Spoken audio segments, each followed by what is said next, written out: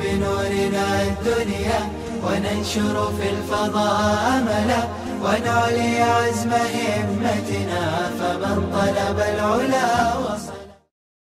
حبيبنا وحبيب رب العالمين محمد وعلى آله وأصحابه ومن هدى بهديه إلى يوم الدين. اوپر حدیث گزری ہے جس میں بتلایا گیا کہ ایک آدمی جنگ میں شریک ہوا اور زخم کی تاب نہ لا کر اس نے خودکشی کر لی، تو اس کا یہ عمل نبی کریم صلی اللہ علیہ وسلم کے بیان کے مطابق درست نہیں۔ اس کے ضمن میں شیخ الاسلام فقیہ الاصل حضرت مولانا تقی عثمانی صاحب نے ایک بڑا اچھا مسئلہ اٹھایا ہے جو ہمارے زمانے میں بکثرت جاری ہے، تو میں حضرت کے الفاظ ہی سنا دوں۔ میں نے سوچا کہ اپنی طرف سے بیان کروں، لیکن پھر سوچا کہ حضرت کے الفاظ یہاں پر بیان کرنا زیادہ مناسب ہے۔ اس سلسلے میں حضرت نے لکھا ہے کہ خودکش بم دھماکہ کرنا اس کا شرعی حکم کیا ہے۔ بعض مرتبہ مجاہدین ایسا کام کرتے ہیں جو بظاہر خودکشی لگتا ہے، جیسے بارود باندھ کر دشمن پر کود گئے وغیرہ۔ آیا اس قسم کے اعمال خودکشی کے ذیل میں آتے ہیں یا نہیں؟ جواب: اس کا حکم تلاش کرنے کے باوجود مجھے کتب فقہ میں نہیں مل سکا۔ حضرت نے لکھا ہے البتہ بعض واقعات ایسے ملے ہیں جو اس سے ملتے جلتے ہیں، جیسا کہ پیچھے گزرا کہ غزوہ یمامہ میں حضرت برا بن مالک نے کہا کہ مجھے منجنیق میں رکھ کر پھینک دو۔ اب بظاہر منجنیق میں رکھ کر پھینکنے کے بعد زندہ رہنا بہت مشکل ہے، جو خودکشی جیسا عمل ہے، لیکن اس کو جائز سمجھا گیا۔ اسی طرح کوئی شخص تلوار لے کر تنہا دشمن کی صف میں گھس گیا تو بظاہر بچنے کا کوئی راستہ نہیں ہے، لیکن ایسے واقعات پیش آئے، جیسے حضرت انس بن نضر وغیرہ کا واقعہ غزوہ احد کے موقع پر انی لاجد ریح الجنۃ من وراء احد پیچھے گزرا۔ مگر پھر بھی دیکھو، ایک آدمی جب اللہ اس کو فراست عطا فرماتا ہے، فقہ میں اس کو درد ہوتا ہے، تو کتنا بچ بچ کر جواب دیتا ہے۔ ہم لوگ اٹھا پٹک کچھ بھی بول دیتے ہیں۔ اس سے معلوم ہوتا ہے کہ ایسے طریقے اختیار کرنا جن میں موت یقینی معلوم ہوتی ہے، لیکن مسلمانوں کے لشکر کو اس کی ضرورت ہے تو وہ خودکشی میں داخل نہیں۔ مسلمانوں کو اس کی ضرورت ہے تو وہ خودکشی میں داخل نہیں، بلکہ جہاد کا حصہ ہے، واللہ اعلم۔ بعض اوقات اس قسم کے معاملات کرنا پڑتے ہیں اور سلف کے بعض کاموں سے معلوم ہوتا ہے کہ ایسا کرنے کی گنجائش ہے، لیکن آگے تو فرماتے ہیں البتہ ان مثالوں اور موجودہ خودکش حملوں میں یہ فرق ہے کہ وہاں اصل حملہ دشمن پر ہوتا تھا، وہاں پر اصل حملہ دشمن پر ہوتا تھا۔ اگرچہ گمان غالب ہو کہ دشمن ہمیں مار دے گا، لیکن خودکش حملوں میں اپنی ذات کو ہلاک کر کے اسے دوسروں کو ہلاکت کا ذریعہ بنایا جاتا ہے۔ اپنی ذات کو ہلاک کر کے دوسروں کو ہلاکت کا ذریعہ بنایا جاتا ہے، اس لیے بندے کو اس کے جواز پر شرح صدر نہیں ہے۔ کیا فرماتے ہیں؟ اس لیے بندے کو اس کے جواز پر شرح صدر نہیں۔ تاہم جو لوگ کسی فتوے کی بنیاد پر ایسی قربانی دیتے ہیں اور اخلاص کے ساتھ دیتے ہیں، ان کے بارے میں اللہ سے رحمت کی امید رکھنی چاہیے۔ ان کے بارے میں اللہ سے رحمت کی امید، فتوہ نہیں دیا، بچ بچ کے کیا ہو گیا، نکل گئے۔ کیوں؟ اس لیے کہ اس طرح کا جواز فراہم کرنے کی صورت میں لوگ کچھ بھی اٹھا پٹک شروع کر دیتے ہیں، تو اس لیے آپ نے بڑے احتیاط سے جواب دیا کہ بھئی مجھے شرح صدر نہیں ہے کہ اس طریقے سے آدمی اپنے آپ کو یقینی طور پر مر جاتا ہے، لیکن جہاں پر وہ حملہ کر رہا ہے وہاں پر لوگ مرے یا نہ مرے اس کا یقین نہیں ہوتا ہے۔ مر بھی سکتے ہیں اور نہیں بھی مر سکتے ہیں. وہاں پر جن مثالوں سے یہ پتا چلتا ہے اس میں تو یہ ہے کہ وہ جنگ کو مار کے مرتا ہے, مرنا یقینی ہے اس کا, لیکن کچھ نہ کچھ اس کے ہاتھ سے کیا ہوتے ہیں, مرتے ہیں. لیکن یہاں پر جس مقصد سے وہ جا رہا ہے اس مقصد میں کامیابی یہ ظن ہے. اسی لیے حضرت نے کہا کہ مجھے اس پر شرح صدر نہیں. تو ایک تو یہ مسئلہ ہے کہ خودکش حملے اس طریقے سے کرنا, مگر جو خودکش حملے مسلمان مسجدوں میں کرتے ہیں, چاہے وہ شیعہ کی مسجد ہو, چاہے وہ اپنوں کی مسجد ہو, کسی کی بھی مسجد ہو, اس کا تو کہیں پر کوئی جواز نہیں. مسلمان کا مسلمان کے علاقے میں ایک دوسرے کو کافر کہہ کر اس طرح کی حرکت کرنا, اس کا کوئی جواز نہیں. جیسے پاکستان میں ہوتا ہے, افغانستان میں ابھی داعش نے شروع کیا ہے. آج صبح کی رپورٹ ہے کہ فرانس نے اس بات کا اعتراف کیا ہے کہ اس نے 750 کروڑ روپے داعش کو, جہاد کو بدنام کرنے کے لیے دے کر استعمال کیا. آج کے ابھی گرم نیوز ہے. فرانس نے اس بات کا کسی جگہ پر اعتراف کیا, نیوز میں آیا. تو اس لیے یہ جو لوگ ہمارے زمانے میں مختلف جہادی ناموں سے کھڑے ہو جاتے ہیں, ان لوگوں سے بہت محتاط رہنے کی کیا ہے, ضرورت ہے. آدمی جذبات میں آ کر اس طریقے سے کسی کے ساتھ بھی شریک ہو جائے تو انسان کے لیے دنیا اور آخرت دونوں کی بربادی. ابھی افغانستان میں کچھ دنوں پہلے ایک بہت بڑے عالم تھے, بیچارے شیخ الحدیث تھے, خودکش حملے کے ذریعے سے جمعہ کا خطبہ دے رہے تھے اور ان کو اڑا دیے. اب یہ کہاں کا اسلام ہے؟ عالم ہے, مسلمان سب نماز پڑھ رہے ہیں, اور کہا کہ ہمارے خیالات سے میل جل نہیں, کہ ہمارے خلاف بولتے ہیں. تو اس لیے حضرت تھانوی رحمۃ اللہ علیہ کی وہ بات ہمیشہ یاد آتی رہتی ہے کہ فتنوں کے زمانے میں اپنی علمی استعداد کا مضبوط ہونا کیا ہے, بہت ضروری ہے. اگر علمی استعداد مضبوط نہیں ہوتی ہے تو انسان فتنے کے کسی بھی رو میں کیا ہو جاتا ہے, بہہ جاتا ہے. اس لیے طلباء کو صالحیت اور صلاحیت دونوں پر توجہ دینا کیا ہے, بہت ضروری ہے.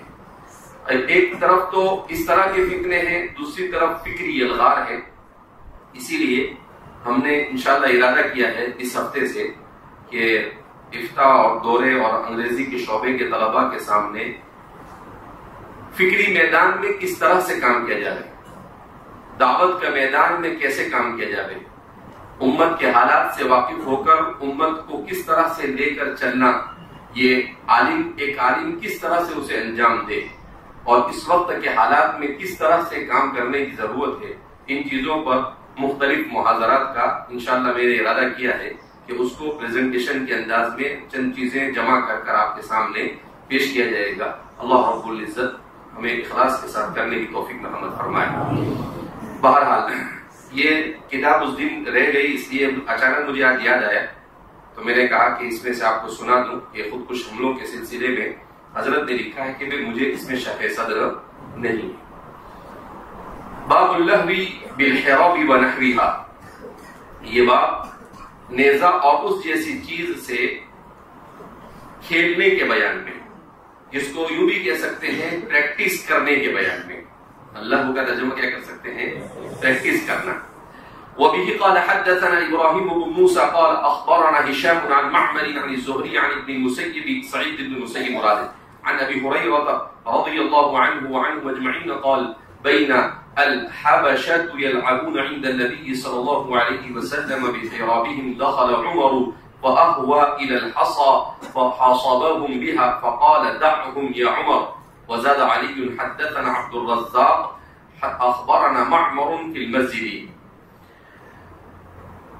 امام بخاری اپنے شیخ ابراہیم بن موسیٰ کے حوالے سے روایت کو نقل کرتے ہیں, موسیٰ ابراہیم بن موسیٰ الرازی, وہ روایت کرتے ہیں ہشام بن یوسف ابو عبد الرحمن الصنعانی سے, اور وہ روایت کرتے ہیں معمر بن راشد سے, اور وہ محمد بن مسلم بن شہاب الزہری سے, اور وہ سعید بن المسیب سے, اور وہ رابعۃ الاسلام سیدنا حضرت ابو ہریرہ رضی اللہ تعالی عنہ سے قال فرماتے ہیں بین الحبشۃ یلعبون عند النبی صلی اللہ علیہ وسلم بحرابهم, کہ نبی کریم صلی اللہ علیہ وسلم کی موجودگی میں جو حبشی لوگ ہیں وہ اپنے نیزوں سے کرتب کر رہے تھے. دخل عمر، تو اسی دوران حضرت عمر رضی اللہ تعالیٰ عنہ کیا ہوئے؟ داخل ہوئے. فأہوا إلی الحصى فحصبهم بها، اور حضرت عمر رضی اللہ تعالیٰ عنہ نے کنکریاں اٹھائی اور کنکریاں اٹھانے کے بعد ان کنکریوں کو ان کی طرف پھینکا، یعنی ان کو روکا. یہ کیا حضور بیٹھے ہوئے اور یہ کیا حرکت کر رہے ہو؟ اس طرح سے انہوں نے روکنے کی کوشش کی. فقال، تو نبی کریم صلی اللہ علیہ وسلم نے کہا دعہم یا عمر، عمر چھوڑ دو ان کو، کرتب کرنے دو ان کو. تو آپ صلی اللہ علیہ وسلم نے حضرت عمر نے کہا کہ بھئی آپ صلی اللہ علیہ وسلم کی شان کے خلاف ہے کہ آپ کے ہوتے ہوئے اس طرح کے کرتب کیے جاوے. تو اللہ کے رسول صلی اللہ علیہ وسلم نے ان کو کرنے کی اجازت دی. اسی کو باب اللہو بالحراب ونحوها، امام بخاری کو یہاں پر اس کا جواز فراہم ہوا کہ اس طرح سے جنگی حالات سے نمٹنے کے لیے، اس لیے کہ وہ جو کرتب کرتے ہیں تو کرتب کا مقصد کیا ہوتا ہے؟ پریکٹس کرنا. اس کا مقصد کیا ہوتا ہے؟ کہا کہ وہ نیزے کی اس طرح سے اگر پریکٹس کریں گے تو ظاہر سی بات ہے جہاد کے موقع پر کیا ہوگا؟ کام لگے گا. اس لیے آپ صلی اللہ علیہ وسلم نے حضرت عمر کو روک دیا اور کہا کہ ان کو کرنے دو تاکہ اس طرح سے وہ جنگی چیزوں کی پریکٹس کرتے رہے. اسی لیے میں نے کہا کہ باقاعدہ عبد الرحمن الجوزی رحمہ اللہ نے پوری ایک کتاب لکھی ہے جس کا نام ہے الفروسیۃ فی الاسلام، اسلام میں فروسیت. الفروسیہ کا مطلب کیا ہے؟ جس کو ہم کہہ سکتے ہیں فزیکل ایکٹیویٹی. آج کی زبان میں کیا بول سکتے ہیں؟ Physical activity. اور الفروسیہ میں آپ صلی اللہ علیہ وسلم کے زمانے میں گھڑ دوڑ ہوتی تھی، کتنی مرتبہ ہوئی، ان تمام حدیثوں کو جمع کیا. آپ صلی اللہ علیہ وسلم کے زمانے میں دوڑ بھی ہوتی تھی، صحابہ کے درمیان آپ دوڑ لگواتے تھے، اس کو بھی انہوں نے کیا کیا؟ وہ ان روایتوں کو اور قصوں کو بھی جمع کیا. اسی طریقے سے آپ صلی اللہ علیہ وسلم نیزوں کے کرتب کے کتنے واقعات پیش آئے، تو ان ساری چیزوں کو آپ نے جمع کیا اور لکھا کہ اللہ کے رسول صلی اللہ علیہ وسلم کی تعلیمات میں سے ہے کہ انسان بدنی طور پر مضبوط رہنے کے لیے اور کسی بھی طرح کے حالات سے نمٹنے کے لیے اس طرح کی چیزیں کر سکتا ہے. اسلام خشک مذہب نہیں ہے جیسے دنیا کے دوسرے مذاہب ہے، عجیب عجیب کرتب کراتے ہیں اپنے ماننے والوں کے پاس. اب جیسا کہ آپ جانتے ہیں کہ جین مذہب کے اندر میں دگمبرم ہے. ان کے یہاں پر کیا ہے؟ کہا کہ انسان سب سے اعلیٰ مقام پر اس وقت پہنچتا ہے جب ایک دم ننگ دھڑنگ ہو جائے. تو دیکھنا ان کے بابا کیسے گھومتے ہیں، مادر ذات ننگا، بالکل ایک کپڑا نام کی کوئی چیز نہیں. یعنی ارے بھائی یہ کہاں کا؟ تو کہا کہ حضرت بالکل اونچے مقام پر کیا ہو گئے، پہنچ گئے. اتنے اونچے مقام پر پہنچ گئے کہ اب کپڑے کی بھی ضرورت نہیں. تو اب اسی طرح سے آپ سکھ مذہب کو دیکھو، وہاں پر کیا ہے؟ پوری زندگی کوئی بھی بال ہی نہیں کاٹنا. یہ کہاں کا مذہب ہے؟ کیسے کیسے جنگل ہوتے ہوں گے. سوچنے جیسی بات ہے. آدمی سوچتا ہے تو پریشان ہو جاتا ہے کہ اللہ کیا صورت حال ہو. تو عجیب عجیب مذاہب دنیا میں کیا ہوتے ہیں؟ پائے جاتے ہیں، کیسے کیسے خیالات. لیکن الحمدللہ الذی ہدانا لدین الاسلام وما كنا لنهتدی لولا ان ہدانا اللہ. اللہ کا جتنا بھی شکر ادا کرے ہم کم ہے کہ اللہ نے دگمبرم نہیں بنایا، اللہ نے سکھ نہیں بنایا. اور بھی دنیا کے مذاہب میں ایسے ایسے کرتوت ہوتے ہیں کہ الامان والحفیظ. اسلام ہر چیز، انسان کے کسی بھی فطری تقاضے کو دبانا اسلام کی فطرت سے باہر. ہر انسان کے فطری تقاضے کو بالکل صحیح توازن کے ساتھ اسلام اس کا جواز فراہم کرتا ہے. کوئی بھی فطری تقاضا ہو انسان کا، سب کو کس طرح سے صحیح دائرے میں لا کر کہ انسان کی انسانیت اور اس کی تہذیب باقی رہے اور مہذب انداز میں وہ اس چیز کو کیا کر سکے؟ انجام دے سکے. اس کے وہ پورا بیلنس میں لا کر. اور اس سلسلے میں ہمارے فقہاء اور محدثین اور اصولیین کو اللہ جزائے خیر عطا فرمائے، ایسے اصول اور اس طرح کی جزئیات بیان کر کر وہ چلے گئے اپنی کتابوں کے اندر کہ قیامت تک آنے والے انسانوں کے لیے کسی قسم کی کیسا بھی مسئلہ آ جائے کوئی پریشانی ہوتی نہیں. اب خود کش حملہ جیسا دیکھیں آپ، حضرت نے کیسے اس کو کہاں سے ثابت کیا اور کس طرح سے بیان کیا کہ بھائی وہاں پر ہوتا تھا یہاں ہوتا تھا، دونوں میں کیا فرق ہے، لہذا اس بنا پر اس کے بارے میں اعتدال کے ساتھ کیا بات کہی جا سکتی ہے۔ تو اسلام اسی لیے مقاصد شریعت کا سمجھنا ہمارے زمانے میں بہت ضروری ہے۔ تو میں نے سوچا ہے ایک دو محاضرے میں آپ کے سامنے مقاصد شریعت کو پیش کیا جائے گا کہ مقاصد شریعت کیا ہے، کہ ہماری پوری شریعت کیا چاہتی ہے انسانیت کے ساتھ، اس دنیا کے اندر میں انسان کی جان کو کیسے تحفظ فراہم کیا جائے، انسان کے مال کو کیسے تحفظ فراہم کیا جائے، انسانی نسل کو کیسے تحفظ فراہم کیا جائے، اور انسان کی عرض کو، اس کی عزت کو کیسے فراہم کیا جائے۔ یہ ساری کے ساری چیزیں اس وقت ہمارے لیے جاننا ضروری ہے، کیونکہ ان موٹی موٹی چیزوں کو جاننے سے آدمی اسلام پر ہونے والے تمام اعتراضات کے جوابات کیا کر سکتا ہے، دے سکتا ہے۔ کل رات میں دیکھ رہا تھا سوویت ایک ملک ہے یورپ کا، وہاں کا ایک 16 سال کا نوجوان اسلام میں داخل ہوتا ہے، ان کا انٹرویو میں عربی میں دیکھ رہا تھا، تو اس نوجوان نے عجیب بات کہی۔ اس نے کہا کہ میں ملحد گھرانے میں پیدا ہوا، میرا باپ بھی ملحد، میری ماں بھی ملحد، پورا گھر ملحد بے دین، اور میں بھی ملحد 16 سال کی عمر تک۔ پھر اس کے بعد صرف ملحد نہیں بلکہ ہم کو اسلام سے بیعت تھا۔ اس کے بعد ہندوستان گھومنے کے لیے آئے، اور میں نے دیکھا ہندوستان میں کہ لوگ الگ الگ مذہب ہیں، کوئی پتھر کو پوجتا ہے، کوئی مسجد میں جاتا ہے، کوئی کیا کرتا ہے۔ تو مجھے عجیب سا لگا کہ یار اتنا بڑا ملک ہے، اتنی قدیم تہذیب و تمدن ہے، یہاں پر لوگ مذہب کو مانتے ہیں، اس کا مطلب یہ ہے کہ مذہب اپنے اندر کوئی حقیقت رکھتا ہے۔ تو میں نے مذاہب کا مطالعہ شروع کیا، تو مجھے سب سے اچھا اسلام لگا، اور کہا وہ عربی اتنی اچھی عربی بولتے ہیں، فجذبنی الاسلام، اسلام نے مجھے اپنی طرف کھینچا، اور کہا اسلام کو جب بھی کوئی پڑھے گا تو آج کے مسلمان کو دیکھے نہ دیکھے اس سے کوئی فرق نہیں پڑتا ہے، لیکن اسلام کی تعلیمات کو جب بھی کوئی پڑھے گا تو ضرور اسلام اس کو اپنی طرف کھینچے گا۔ پھر اس سے پوچھا کہ بھائی تم اتنی اچھی عربی کیوں بولتے ہو؟ تو اس نے کہا کہ میں نے سوچا کہ اب میں نے اسلام قبول کر لیا ہے، تو جب تک کہ میں عربی نہیں سیکھوں گا وہاں تک کہ میں کس طرح سے اسلام کو سمجھ سکتا ہوں۔ لہذا اس بنا پر میں پہلے امارات عربیہ، متحدہ عربیہ دبئی گیا، وہاں 4 مہینے رہا، وہاں پر تھوڑی عربی سیکھی۔ پھر کسی نے کہا یمن میں بہت اچھی عربی سکھائی جاتی ہے، تو بڑے حالات کا میں نے مقابلہ کیا اور 8 مہینے میں یمن میں رہا۔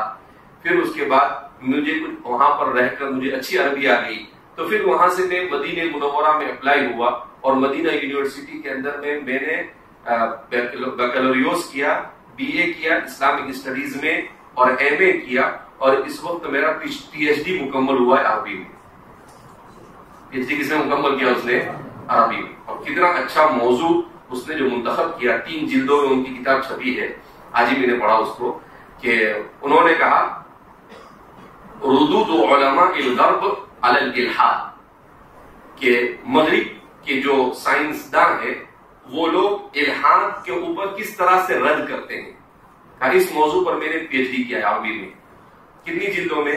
زیادہ نہیں، صرف 3 جلدوں میں عربی میں، اور اتنی پیاری عربی بولتے ہیں۔ تو کہا کہ میں مدینہ آیا، اس نے عجیب بات کہی، کہا کہ مسلمان نوجوانوں کو یوروپ میں آنے کا بڑا شوق ہے، اور کہا کہ مجھے یوروپ سے وحشت ہے، میں جب بھی مدینہ آتا ہوں تو مجھے عجیب سا سکون محسوس ہوتا ہے، اور میرا دل یہ کرتا ہے کہ یہاں سے میں کبھی بھی کہیں پر جاؤں نہیں۔ کہا یہاں حالات کیا ہے اس سے مجھے کوئی مطلب نہیں، لیکن میرے دل کو سکون یہیں پر کیا ہوتا ہے، ملتا ہے۔ تو جو آدمی کہیں سے ہو کر آتا ہے اس کو قدر ہوتی ہے، لیکن ہم لوگوں کو چونکہ بنا بنایا گھر کی مرغی دال برابر، تو اس وجہ سے ہم کو اس کی قدر نہیں ہے۔ تو بہرحال پڑھنے کے لیے آدمی آیا۔ اب ایک آدمی جو 18-20 سال کی عمر میں عربی سیکھے اور پھر اس کے بعد ڈائریکٹ پی ایچ ڈی بھی کرے اس کے اندر میں، تو اس کا مطلب کیا ہے کہ عربی زبان کوئی مشکل نہیں ہے، آسان ہے، لیکن آدمی کے اندر شوق اور جذبہ ہونا چاہیے۔ شوق اور جذبہ ہے تو ہر چیز آسان ہے، شوق اور جذبہ نہیں ہے تو آسان بھی کیا ہے، مشکل ہے۔ بہرحال تو یہاں پر اللہ کے رسول صلی اللہ علیہ وسلم نے سیدنا حضرت عمر رضی اللہ تعالیٰ عنہ کہا کہ ارے بھیا چھوڑ دے، کھیلنے دے ان کو، کوئی حرج نہیں ہے، کوئی گستاخی نہیں ہو رہی ہے۔ آپ صلی اللہ علیہ وسلم یعنی ایسے نہیں رہتے تھے، بالکل فری رہتے تھے آپ صلی اللہ علیہ وسلم کہ آپ کے سامنے کوئی کچھ نہ کر سکے، تبھی تو وہ حبشی ہونے کے باوجود بھی آپ صلی اللہ علیہ وسلم کے سامنے کرتب دکھا رہے تھے۔ اور فرماتے ہیں وزاد علی، اور علی بن المدینی امام بخاری کے شیخ ہیں جن کو امیر المؤمنین فی الحدیث کہا جاتا ہے، انہوں نے اضافہ کیا کہ حدثنا عبد الرزاق، مجھے عبد الرزاق نے بیان کیا، عبد الرزاق ابن حمام، قال اخبرنا معمر، اور وہ بیان کرتے ہیں کہ ہمیں معمر نے بیان کیا، یعنی اوپر جیسا بیان کیا کہ ابراہیم ابن موسیٰ نے اخبرنا ہشام عن معمر، تو علی فرماتے ہیں عبد الرزاق عن معمر، تو وہاں پر ہشام ہے اور یہاں پر کون ہے؟ عبد الرزاق ہے۔ تو اس راوی کا ان کی سند میں اختلاف ہے، اس کی طرف اشارہ کرنے کے لیے آپ نے یہ تعریف یہاں پر ذکر کی ہے فی المسجد، اور اس میں اضافہ ہے مسجد کا۔ کیا مطلب کہ بین الحبشۃ یلعبون عند النبی صلی اللہ علیہ وسلم بحرابہم فی المسجد، تو یہ فی المسجد کا اضافہ ہے عبد الرزاق والی روایت میں کہ مسجد ہی کے اندر میں یہ کرتب کیا کر رہے تھے؟ دکھا رہے تھے۔ باب المجن ومن تترس بترس صاحبہ، یہ باب مجن کے بیان میں، المجن والترس، بعض روایت میں صرف المجن کا لفظ نہیں ہے، الترست کا لفظ ہے، یہ جمع ہے ترسن کی، اور المجن کہا جاتا ہے الدرقۃ،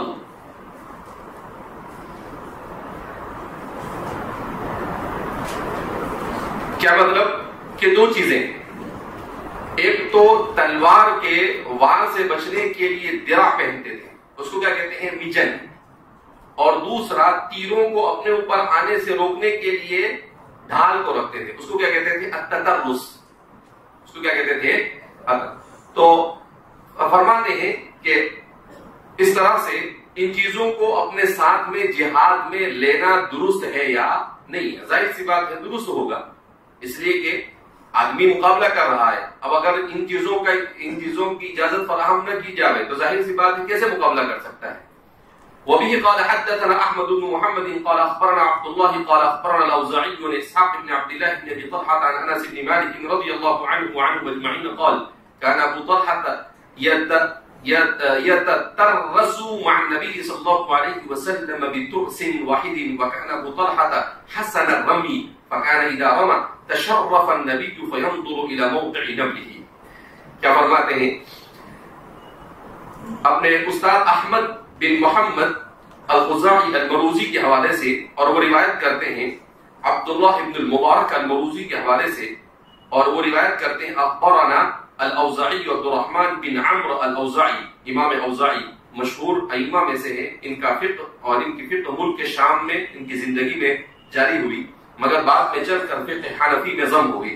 ان اسحاق بن عبداللہ ابن ابی طلحہ، وہ روایت کرتے ہیں اسحاق بن عبداللہ ابن ابی طلحہ زید بن سہل الانصاری سے، عن انس بن مالک، اور وہ خادم رسول سیدنا حضرت انس بن مالک رضی اللہ تعالیٰ عنہ سے قال، فرماتے ہیں کان ابو طلحہ یتترس، کہ حضرت ابو طلحہ نبی کریم صلی اللہ علیہ وسلم کے ساتھ ایک ہی ڈھال کو استعمال کرتے تھے۔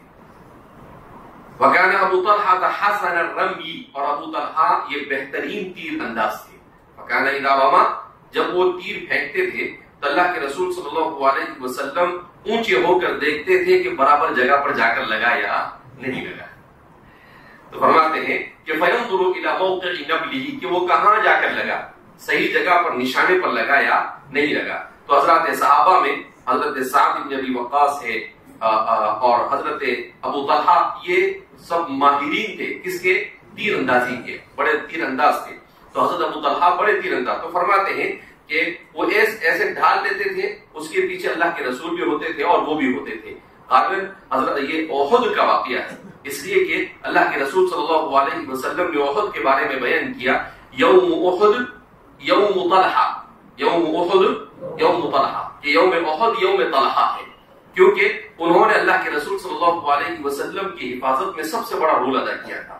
بعض روایتوں میں آتا ہے کہ آپ کو 20 تیر آ کر لگے تھے، اور آپ کو آپ کے بدن کے اندر میں 70 سے زیادہ زخم ہوئے تھے رسول اللہ صلی اللہ علیہ وسلم کو بچانے کے خاطر۔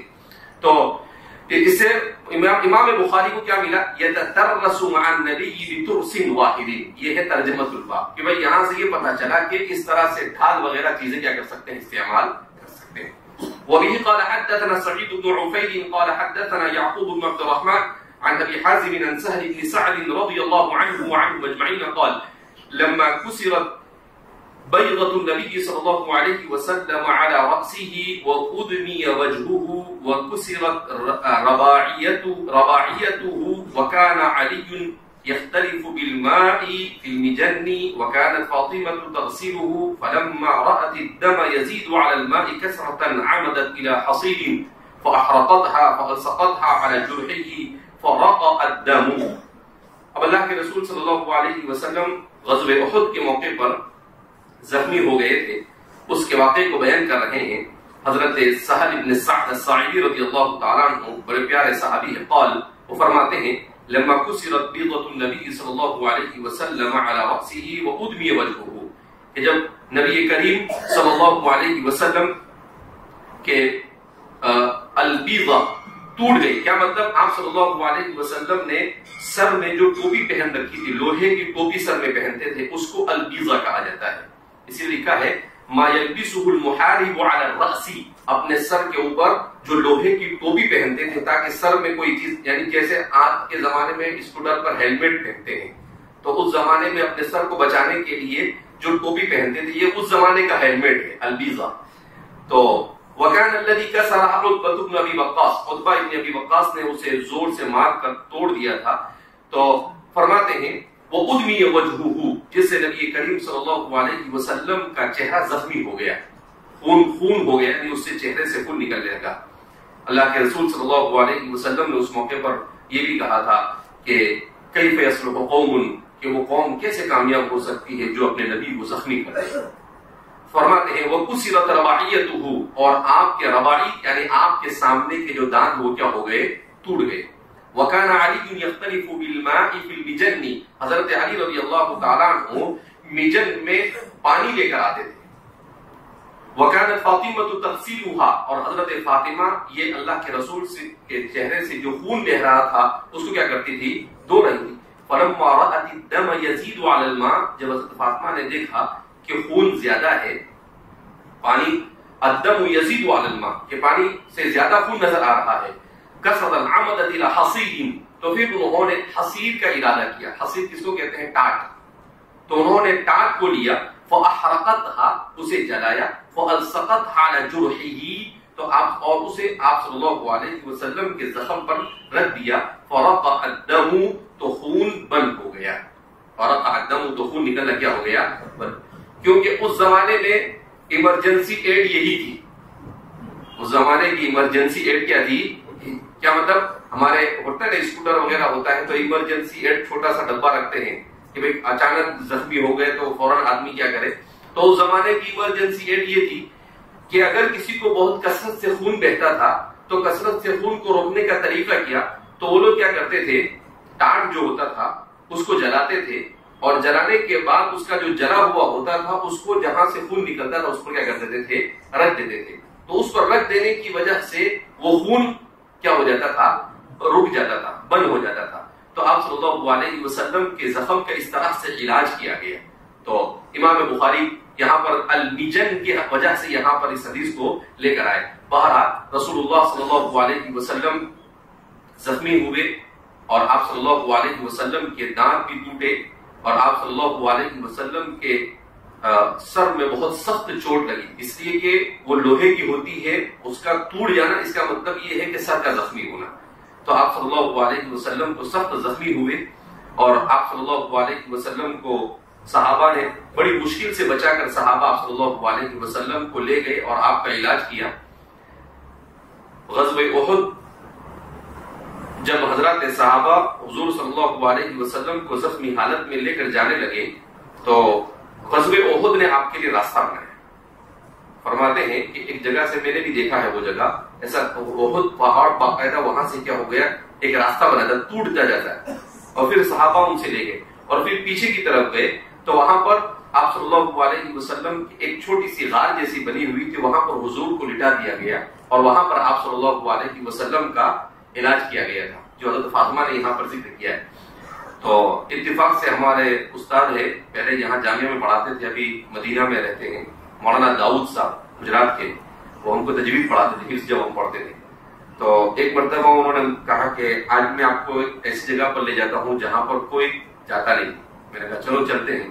تو فجر کی نماز کے بعد ہم گئے وہاں پر، تو وہ وہی جگہ تھی جہاں پر آپ صلی اللہ علیہ وسلم کا علاج کیا گیا.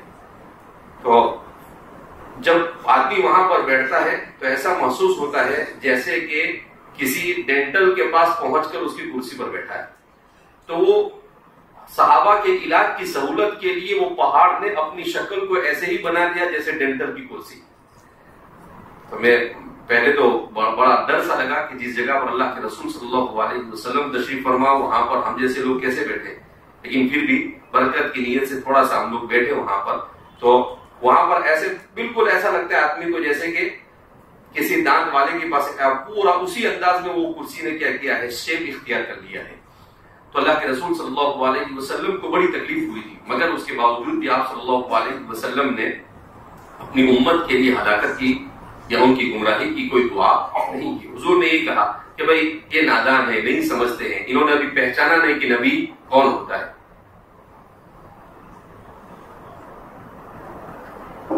ورنہ کسی نبی کو زخمی کرنا اور اس میں بھی خاتم الانبیاء والمرسلین کو زخمی کرنا یہ کوئی معمولی واقعہ نہیں تھا، بہت بڑا حادثہ تھا جس سے کوئی بھی حادثہ پیش آ سکتا تھا. مگر اللہ رب العزت نے امت کو یہ بتلایا کہ اپنے دین کی خاطر نبی جب زخمی ہو سکتا ہے تو ان کے علاوہ جو دوسرے لوگ ہو سکتے ہیں ان کے لیے یہ کوئی حیثیت رکھتا نہیں ہے. اللہ کے رسول صلی اللہ علیہ وسلم کو زخمی کر کر امت کے علماء اور امت کے عاملین کو اس بات کی طرف متوجہ کیا گیا کہ دین کے خاطر ہر قسم کی قربانی دینے کے لیے آدمی کو کیا ہونا چاہیے، تیار رہنا چاہیے. وبه قال حدثنا علي بن عبد الله قال حدثنا سفيان عن عمرو عن الزهري عن مالك بن اوس بن حدثان عن عمر رضي الله عنه قال كانت اموال بني النضير مما افاء الله على رسوله مما لم يوجف المسلمون عليه بخير ولا ركاب فكانت لرسول الله صلى الله عليه وسلم خاصة وكان ينفق على أهله نفقة سنته ثم يجعل ما بقي في السلاح والقراع عدة في سبيل الله. اس روایت میں عبداللہ علی بن عبداللہ کے حوالے سے روایت کرتے ہیں. ابن المدینی، امام ابن المدینی مراد ہے، وہ سفیان ابن عیینہ سے روایت کرتے ہیں اور وہ عمرو ابن دینار سے، اور وہ امام زہری سے محمد بن مسلم ابن شہاب الزہری، اور وہ مالک ابن اوس ابن حدثان النصری. یہ ان کی رویت کے سلسلے میں عام طور پر یہ کہنا ہے کہ ان کی رویت ثابت ہے، یہ صحابی ہے، اور بعض حضرات نے کہا کہ بھئی ان کی رویت ثابت نہیں ہے، لیکن راجح قول یہ ہے کہ صحابی ہے. عن عمر، وہ روایت کرتے ہیں حضرت عمر سے، قال كانت اموال بني النضير مما افاء الله على رسوله، کہ بنو نذیر کا اموال جو اللہ کے رسول صلی اللہ علیہ وسلم کے ہاتھوں مال فے کے طور پر آیا، مما لم يوجف المسلمون، کہ مسلمانوں نے اس میں اس کو اس میں جلد بازی سے کام نہیں لیا. مسلمانوں نے اس کی کھیتی میں جلد بازی سے کام، کیونکہ بنو نذیر یہ مدینہ منورہ کے غلے کی منڈی کے سب سے بڑے بیپاری تھے، اور مدینہ میں جو غلہ آتا تھا وہ انہی کے یہاں سے آتا تھا، اور یہ لوگ بکثرت کھیتی کیا کرتے تھے. یہ جس علاقے میں رہتے تھے اس علاقے میں پانی کی بکثرت تھا، لیکن ان کی بدماشی کی وجہ سے ان کو کیا کر دیا گیا تھا، وہاں سے نکال دیا گیا تھا. تو فرماتے ہیں وہ جو مسلمانوں کے حصے میں آیا تو مسلمانوں نے اس میں کھیتی کرنے کے لیے جلد بازی سے کام نہیں لیا. فکانت رسول اللہ خاصہ، اس میں حضور کا بھی خمس کا ایک حصہ تھا، خمس للہ ولرسولہ، جس کو قرآن نے بیان کیا ہے سورہ انفال میں. تو وکان ينفق على اهله نفقة سنته، تو حضور صلی اللہ علیہ وسلم اپنے گھر والوں کا سالانہ خرچہ وہیں سے نکالا کرتے تھے، کہ اس کھیتی کی خمس میں سے جو حصہ حضور کو زمین میں ملا تھا تو اس میں کاشتکاری ہوتی تھی، اور اس میں سے جو کچھ آتا تھا وہ آپ صلی اللہ علیہ وسلم اپنے ازواج مطہرات پر کیا کرتے تھے، خرچ کرتے تھے. ثم يجعل ما بقي في السلاح والكراء، اور پھر اس کے بعد جو بچ جاتا تھا تو اس سے ہتھیار خریدتے تھے، والقرائی یا اس کو کرائے کے اوپر بٹائی کے اوپر دیتے تھے، عدتاً فی سبیل اللہ، اللہ کے راستے میں تیاری کے لیے. تو اللہ کے رسول صلی اللہ علیہ وسلم ضرورت کے بقدر اس میں سے استعمال کرتے تھے اور بقیہ اللہ کے راستے کے لیے. تو اصل یہاں پر کیا ہے؟ ما بقی فی السلاح والقرائی،